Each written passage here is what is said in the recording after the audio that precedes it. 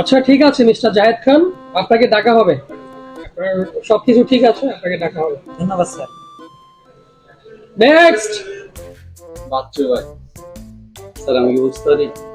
হ্যাঁ sure sure, বসেন।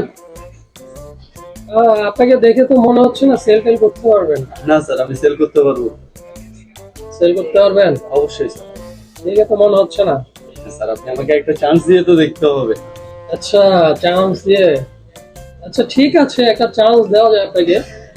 আচ্ছা ঠিক আছে, আমাদের এখানে কয়েকটা ডিভাইস আছে। এটা হচ্ছে ম্যাক স্টুডিও, প্রায় 4 লক্ষ টাকা। আর ওইখানে আছে হচ্ছে ম্যাকবুক এর M4, আর ওইখানে আছে হচ্ছে MacBook pro M5।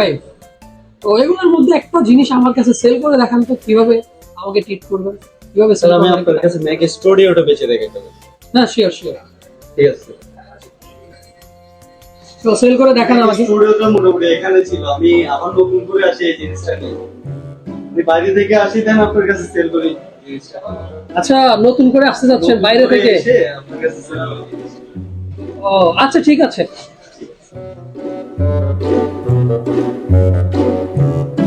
A few moments later. আসেন আসেন মিস্টার শিমুল সাহেব, আসেন। হয়েছে হয়েছে। রে, ছেলেটা আসতেছে না কেন? আশরাফ, দেখো তো ছেলেটা কোথায়।